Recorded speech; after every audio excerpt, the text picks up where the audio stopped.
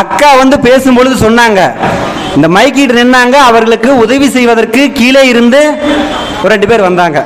என்ன சொன்னாங்க அதுக்கு அக்கா? பாசம். நடுவில் ஒரு விஷயம் தெரிஞ்சுக்காங்க, பாசத்திற்காக வந்தவர்கள் இங்கே இருந்து வந்தார்கள், பணத்திற்காக பேச வந்த அக்கா திருவண்ணாமலையில வந்திருக்கிறாங்க. நீங்க யோசிச்சு பாருங்க, உங்க மேல இருக்கிற பாசத்திலையோ இல்ல இந்த அமைப்பாளர் மேல இருக்கின்ற பாசத்திலையோ அக்கா வந்தாங்களா? வார்த்தைக்கு வார்த்தை நான் திருவண்ணாமலையில இருந்து வந்தேன், திருவண்ணாமலையில இருந்து வந்தேன்னு சொன்னாங்களே, எதற்காக? அனைத்தும் பணத்திற்காக. நல்லபடியே ஒரு மிக சிறப்பான ஒரு புத்தக திருவிழா, அதில் ஒரு நல்ல ஒரு பட்டி மண்டபத்தை ஏற்பாடு செய்திருக்கிறார்கள். புத்தக வாசிப்புடைய பெருமை அப்படிங்கிறது இன்றைக்கு வந்து நிறைய பேருக்கு தெரிவது கிடையாது. எகிப்தில் இருக்கக்கூடிய ஒரு அரசன் தான் தன்னுடைய நூலகத்திற்கு வந்து மன மருத்துவ நிலையம் என்கின்ற ஒரு பெயரை வைத்தான். ஏன்னா அனைத்து மனக்காயங்களையும் தீர்க்கக்கூடியது புத்தகம். அப்பேற்பட்ட சிறப்பு வாய்ந்த இந்த புத்தக திருவிழாவை ஏற்பாடு செய்திருக்கக்கூடிய அனைத்து பெரியோர்களுக்கும் என்னுடைய மீண்டும் ஒரு நன்றி வணக்கத்தை தெரிவித்துக் கொண்டு, நடுவர்களே, அது மட்டும் இல்லாமல் அக்கா பேசும்போது சொன்னாங்க, தாய்மாமனை பற்றி சொன்னாங்க. தாய்மாமனுக்கு எப்பொழுது மரியாதை இருக்குன்னு தெரியுங்களா? அந்த பொண்ணு பெரிய மனுஷியாகி சடங்கு செய்கின்ற பொழுது சீர்வரிசைன்னு ஒன்று கொண்டு வருவார். அந்த சீர்வரிசை செஞ்சாதான் தாய்மாமாவுக்கு மரியாதை. அந்த சீர்வரிசை செய்யறதுக்கு என்னங்க தேவை? பணம் வேணும். பணம் இல்லைன்னா மாமாவா இருந்தாலும் சரி, அத்தையா இருந்தாலும் சரி, ஒருத்தர் கூட மதிக்க மாட்டாங்க. நீங்க பெருசா வந்துட்டுங்க பாடலாம், மானூத்து மந்தையிலே மாங்குட்டி பெத்தமையிலேன்னு பாட்டுக்கு வேணா பாடலாம், ஆனா பணம் இல்லைன்னா மதிக்க மாட்டாங்க. நடுவில் அடுத்து இன்னொரு விஷயம் சொன்னாங்க, ஒரு பையன் வேலைக்கு போனானோ, சம்பாரிச்சானோ, சம்பாரிச்சு கொண்டு வந்து காசை கொடுக்குறப்ப அம்மா கிட்ட சொன்னா, அம்மா 1வது படிக்க போனேன், என்ன முட்டாய், அப்பா முட்டாய் வாங்கி தந்தாரு, அடுத்து நோட்டு வாங்கி தந்தாரு, இத்தனை வாங்கி தந்தாரு. இன்னைக்கு நான் காசு கொடுக்குறப்ப அப்பாவுடைய கையை கீழே போயிடும். நடுவர் அவர்களே, அக்காவுக்கு இன்னும் உலக நிலவரமே தெரியல. பெட்ரோல் வைக்கிற விலைக்கு இன்னைக்கு மொபைல் போனுக்கு நம்ம ரீசார்ஜ் பண்ண முடியல. இன்னைக்கு வேலைக்கு போற ஒருத்தன் சம்பாரிச்சு போனா அங்கேயே செலவாகி போயிடும். அவன் அப்பா கிட்டையும் கொடுக்க முடியாது, அம்மா கிட்டையும் கொடுக்க முடியாது. இப்படிப்பட்ட ஒரு நெருக்கடியான சூழலை வந்து நீங்க பாசத்தை பத்தி பேசுறீங்க. திருவண்ணாமலை பக்கத்துல ஒரு பட்டிமன்றம், அக்கா ஊருக்கிட்ட தான், அவங்க ஊர்லயே. ஆனா அன்னைக்கு வந்து அவங்க உங்களை கூப்பிடல, நான் என்ன பேச கூப்பிட்டுருந்தாங்க, அன்னைக்கு பேச போயிருந்தேன். அப்ப அவங்களோட வீட்டில் தான் தங்கியிருந்தேன். அவருடைய கணவர் வீட்டில் என்ன பண்ணாருன்னா, கழுத்தில் ஒரு 15 பவுன் ஒரு நகை போட்டிருந்தார் கழுத்தில். ஆமாம், நான் பார்த்தேன் 15 பவுன் நகையில் கழுத்தில் ஒரு பெரிய டாலர் இருந்துச்சு. அந்த டாலரே ஒரு 5 சவரன் வரும். நான் கேட்டேன், பார்த்துட்டு சரி என்ன அந்த டாலரில் வச்சுருப்பார் உள்ள அப்படின்னு சொல்லிட்டு, திறந்து காட்டுங்க மாமா அப்படின்னு. அந்த டாலரை திறந்து பார்த்தா அதுக்குள்ளே அக்காவுடைய ஃபோட்டோ, சுமித்ரா அக்காவுடைய ஃபோட்டோ. நான் பார்த்த உடனே மாமாவுக்கு அக்கா மேலே எவ்வளோ பாசம், ஒரு டாலரில் அக்காவுடைய ஃபோட்டோ போட்டு வச்சிருக்காருன்னு சொல்லி நான் சந்தோஷப்பட்டேன். உடனே கேட்டேன், ஏமாம்மா அக்கா மேலே உனக்கு அவ்வளோ பாசமா, அக்காவோட ஃபோட்டோ வந்து தங்கத்தில் செஞ்சு வச்சிருக்கிறேன்னு கேட்டேன். அதுக்கு அவர் சொன்னார், அப்படிலாம் இல்லை மாப்பிள்ள, எனக்கு வாழ்க்கையில் நிறைய சமயத்தில் சில பிரச்சனைகள் வரும். அப்படி பிரச்சனை வரப்பலாம் அந்த ஃபோட்டோவை திறந்து பார்ப்பேன், இதை விடவா நமக்கு ஒரு பிரச்சனை வரப்போகுது அப்படின்னு நினைப்பேன். எனக்கு வந்த பிரச்சனை பூரா மறந்து போயிடும் அப்படின்னு சொன்னாங்க. நடுவரில் யோசிச்சு பாருங்க, என்ன பெருசா பாசம்னு. நடுவர்களே அவையார் தான் சொல்லுவாங்க, அதாவது கல்லானை ஆனாலும் கைப்பொருள் ஒன்று உண்டாயின் எல்லோரும் சென்றங்கு எதிர்கொள்வர், இல்லானை இல்லாலும் வேண்டால் மாற்றின் எடுத்த தாய் வேண்டால் செல்லாது அவன் வாயில் சொல்லு அப்படின்னு சொன்னா, பணம் மட்டும் நம்ம கிட்ட இருந்துச்சு வச்சுக்காங்களேன், நம்ம சொல்லக்கூடிய வார்த்தை எல்லாரும் மதிப்பாங்க. ஆனா பணம் இல்லைன்னா பெற்ற தாய் கட்டிய மனைவி கூட நம்மளை மதிக்க மாட்டாங்க அப்படின்னு சொன்னா, பணம் தானுங்க வாழ்க்கையில வந்து உண்மையிலேயே நமக்கு தேவையான ஒண்ணு. நடுவில் கணவன் மனைவி உறவை பத்தி அக்கா பேசினாங்க. அதாவது நம்முடைய ஞானிகள்லாம் பார்த்தீங்கன்னா இந்த மனைவி அப்படிங்கிற உறவை பார்த்து பயந்து ஓடினாங்க. நடுவர்களே, மாணிக்கவாசர் உங்களுக்கு தெரியும், ஒரு மிகப்பெரிய ஞானி. அவர் சொல்றாரு, இறைவா உன்னை அடைவதற்கு எனக்கு என்னென்ன தடையா இருந்து தெரியுமா சொல்றாரு. அந்த என்னென்ன தடைகள் சொல்லி அதை ஒரு வரிசையா சொல்றாரு. பணம் ஒரு தடையா இருந்துச்சு, வறுமை ஒரு தடை இருந்தது, கல்வி ஒரு தடை இருந்தது. இதையெல்லாம் ஒவ்வொரு வரியில் சொன்னவர். மனைவிக்கு தடை கொண்டு 10 வரி போட்டாரு.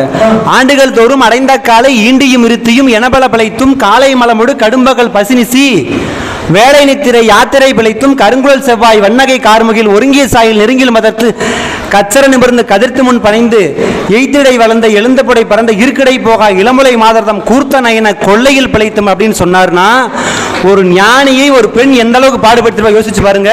அதனாலதான் கண்ணதாசன் பாடினாரு, அவனை அழைத்து வந்து ஆசையில் மிதக்க விட்டு ஆடடாடு என்று ஆட வைத்து பார்த்திருப்பேன். படுவான் துடித்திடுவான் பட்டதே போதும் என்பான். படுவான் துடித்திடுவான் பட்டதே போதும் என்பான். பாவி அவன் பெண் குலத்தை படைக்காமல் நிறுத்தி வைப்பான்.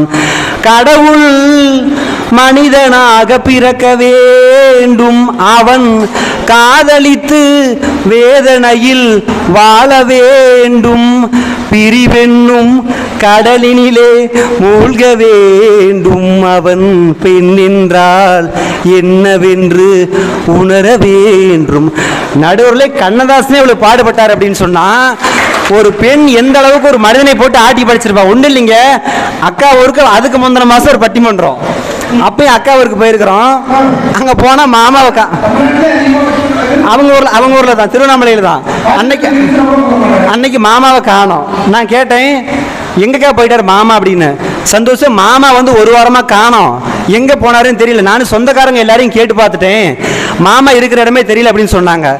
அப்பதான் நடுவில் நான் சொன்னேன் அக்கா கிட்ட, அக்காக்கா மாமா காணாம போயிட்டாரு, ஒரு வழி செய்யுங்க, மாமாவோட போட்டோவை ஒரு போஸ்டர்ல ஒட்டி ஊரு பூரா ஒட்டுங்க, யாராவது பார்த்தா கூட கண்டுபிடிச்சு உங்ககிட்ட சொல்லுவாங்க அப்படின்னு. நடுவர்களே ஒரு அதிசயம், அடுத்த நாள் பார்த்தா ஊர் பூரா காண வழின்னு அக்காவோட போட்டோ வந்துச்சு. நான் கேட்டேன், ஏக்கா உனக்கு பைத்தியம் பிடிச்சிக்கிச்சு, காணாம போனது மாமா, நீ எதுக்கு உன்னோட போட்டோ ஒட்டி வச்சுக்கிற அப்படின்னு. அப்ப அக்கா ஒரு பதில் சொன்னாங்க, ஏய் தம்பி, நான் காணாம போயிட்டு தெரிஞ்சா அந்த மனுஷன் தன்னை போல வீட்டுக்கு வந்துருவாரா, அதனால தான் ஏன் போட்டோ ஒட்டி வச்சு அப்படின்னா. அப்ப எங்க மாமாவை எந்த அளவுக்கு குடும்பப்படுத்திருப்பாங்க. ஆனா இங்க வந்துட்டு அப்படி கணவன் மனைவி பாசத்தை வந்து பேருக்கு சொல்றாங்க. நடுவில் உள்ளபடியே இந்த சொந்த பந்தவங்கலாம் எப்போ வருவாங்க பாசம் இருக்குன்னா, நம்மிடம் எப்பொழுது பணம் இருக்கிறதோ அப்பொழுதுதான் வருவாங்க. சொல்லுவேன், இந்த சுகி சிவன் தான் சொல்லுவாரு, இந்த சமுதாயம் அப்படிங்கிற ஆடு என்ன செய்யுமா, நம்முடைய நம்பிக்கை அப்படிங்கிற செடியை வந்து மேய பார்க்குமா. அதே நம்பிக்கை என்கின்ற செடி வளர்ந்து பெரிய மரமாக மாறினால் அதே சமுதாயம் என்கின்ற ஆடு அந்த மரத்துடைய நிழலை வந்து இளைப்பாருமா. நம்ம சொந்தக்காரங்க பாசம் வைக்கிறவங்களும் அப்படிதான். என்ன செய்வாங்கன்னா, தொடக்கத்தில் நம்ம ஒரு வேலைக்கு போவோம், ஏதோ ஒரு வேலை செஞ்சு கொண்டிருப்போம். அப்ப என்ன செய்வாங்க, உனக்கு இது தேவையில்லாத வேலை, இதை நீ செய்யாதன்னு சொல்லுவாங்க. ஆனா அதே வேலையை செய்து நாம் ஒரு மிகப்பெரிய பணக்காரனாக வளர்ந்த பிறகு வந்து சொல்லுவாங்க, அந்த பணக்கார வேற யாருங்க, எங்க தம்பி தான், எங்க அண்ணன் தான், எங்க சொந்தக்காரதான் சொல்லி நமக்காக அவர்கள் பரிந்து பேசுறோம் என்று சொன்னால் இதுதான் சொந்த பந்தம். நீங்க பெருசா இன்னைக்கு வந்து பாசம் பாசம் அப்படின்னு பேசலாம். நடுவில் ஒரு காலத்துல வந்து பாசம் அப்படின்னு எப்படி இருந்ததுன்னா, வீட்டுக்கு யாராவது வந்தாங்கன்னா என்ன செய்வோம், சாப்பிட வச்சு அனுப்புவோம். சில காலம் போன பிறகு என்ன செஞ்சாங்கன்னா, சாப்பிட்றீங்களா அப்படின்னு கேட்டோம். இப்ப என்ன செய்றீங்கன்னா, இருங்க நான் சாப்பிட்டு வந்துட்டு சொல்லிட்டு வீட்டுக்கு வந்த விருந்தாளிக்கு கூட நம்ம உபசரிப்பதில்லை. ஆனா இன்னைக்கு இருக்கிற காலத்துல எப்படி வந்து நீங்க பணம் இந்த பாசம்னு பேசுறீங்க யோசிச்சு பாருங்க. தலைப்புல ஒரு விஷயம் கொடுத்துருக்கீங்க, மகிழ்ச்சியும் மன நிறைவும். எப்பொழுது ஒரு மனுஷனுக்கு மகிழ்ச்சி வருதுங்களா, நம்மிடம் எப்பொழுது செல்வம் இருக்கிறதோ பணம் இருக்கிறதோ அந்த பணத்தை வைத்து நமக்கு தேவையான நம்முடைய அடிப்படையான தேவைகளை பூர்த்தி செய்கின்ற பொழுதுதான் நமக்கு வந்து மகிழ்ச்சி வரும். நீங்க வந்து பணம் இல்லாம வெறும் பாசத்தை வைத்துக் கொண்டா உங்க பசி யாருங்களா, ஒண்ணு இல்ல. வீட்டுக்கு போறீங்க, பட்டிமன்றம் முடிச்சு போய் ஒண்ணு இல்ல, நீங்க பணத்தை கொண்டு போய் உங்க அம்மாட்ட உங்க வீட்டுக்கார அம்மாட்ட கொடுத்தா சந்தோஷப்படுவாங்களா, அன்பா 2 வார்த்தை பேசினா சந்தோஷப்படுவாங்களா? பணம் தான். அப்போ நடுவர்களே ஒன்றும் இல்லை, இதுதான் வந்து வாழ்க்கை. ஒரு 500 ரூபா தாளை எடுத்துக்குவோம், அந்த 500 ரூபா நோட்டை எடுத்து 2ஆ மடிக்கிறேன், அந்த பணத்தோடைய மதிப்பு என்ன இருக்கும், மறுபடியும் அதை கசக்கி கீழே போடுறேன், அப்ப அந்த பணத்தோடைய மதிப்பு என்ன? அதே பணத்தை கசக்கி செம்மண் புழுதியில் எடுத்து கீழே முக்கி எடுக்கிறேன், அப்ப அதோடைய மதிப்பு என்ன? இப்ப நீங்க நல்லா வசதியோடு இருக்கிறீங்க, திடீர்னு எதிர்பாராத விதத்துல உங்களுக்கு மிகப்பெரிய கடன் வந்துருது, உங்க வீடு உங்க சொத்து பத்தெல்லாம் வித்துடுறீங்க. சொத்து பத்தை வித்து கடனாளியா இருக்கின்ற பொழுது உங்க சொந்தக்காரங்கிட்ட உங்ககிட்ட இருந்து மதிப்பு இருக்குமா, பாசம் இருக்குமா, அதே மாதிரி இருக்குமா, மாறி இருக்குமா? நடுவர்களே, இதுதான் வாழ்க்கை. பணத்திற்கு இருக்கிற மதிப்பு, நீங்கள் எத்தனை முறை அந்த பணத்தை கசக்கினாலும் சரி, அதை கிழித்தால் கூட பேங்க்ல வாங்கிக்குவாங்க அந்த பணத்தை. ஆனா மனிதன் அப்படிங்கிறவன் நம்மிடம் 4 காசு இருக்கிற வரைக்கும் தான், சொந்தமாக இருந்தாலும் பந்தமாக இருந்தாலும் நம்ம கூட இருப்பாங்க. பாசம் அப்படிங்கிறது நம்ம கூட இருக்கும். நடுவில் ஹங்கேரிங்க சொல்லக்கூடிய ஒரு நாட்டில் ஒரு கவிஞர் இருந்தார். அந்த கவிஞர் என்ன செய்யறாருன்னா, பக்கத்துல வந்து பரிசல் ஏறி அந்த இக்கரையில் மறுகரைக்கு போகணும். ஆனா இவர்கிட்ட சுத்தமா காசு இல்லை. இவர் என்ன பண்றாரு, ஒரு தந்திரம் பண்றாரு. அந்த பரிசல் ஓட்டுறவங்கிட்ட போய் ஒரு விஷயம் சொல்றாரு, தம்பி நான் வந்து இந்த கரையிலிருந்து மறுகரைக்கு போகணும், ஆனால் உங்ககிட்ட கொடுக்கறதுக்கு எனக்கு போதுமான பணம் இல்லை, வேணா உனக்கு நான் வந்து நீ பணக்காரன் ஆகிறதுக்கான வழியை நான் சொல்கிறேன், நீ என்ன அந்த கரையில் கொண்டு போய் விட்டுரு அப்படின்னு சொல்கிறாரு. சரின்னு சொல்லிட்டு இவன் என்ன பண்ணுறான், பணக்காரன் ஆகிற வழி நமக்கு சொல்கிறாருன்னு சொல்லிட்டு அவரை ஏற்றி கொண்டு மறுகரையில் விடுறான். மறுகரையில் விட்ட வடிக்கு, ஐயா இப்போ சொல்லுங்க பணக்காரன் ஆகிற வழி என்னன்னு.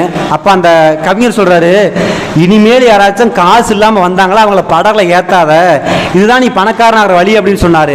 நடுவர்களே அந்த கவிஞர் நினச்சிருந்தா பாசத்தை பற்றி நிறைய விஷயம் சொல்லிருக்கலாம், தாயை பற்றி அக்கா அப்பா சொன்ன மாதிரி நிறைய கவிதை பாடியிருக்கலாம், கணவன் மனைவி உறவை பற்றி பாடல் பாடியிருக்கலாம். ஆனால் அவரே வந்து என்ன சொல்கிறாரு, இனிமேல் யாரையும் கடனாக இந்த பரிசலை ஏற்றாத, அப்போ தான் நீ பணக்காரன் ஆகிற வழின்னு சொன்னார்னா நடுவில் இதுதான் பணத்துக்கு இருக்கக்கூடிய மதிப்பு. நீங்கள் பணம் இருந்தாலும் நீங்கள் அனைத்தையும் வாங்கி வரலாம். நடுவில் நிறைவாக ஒன்றை சொல்லி முடிக்கிறேன். பணமா பாசமா அப்படின்னா நீங்கள் நினைப்பீங்க நாங்கள் பணம் பணம்னு பேசுகிறோம், இவர்களுக்கு பாசமே இல்லை அப்படின்னு.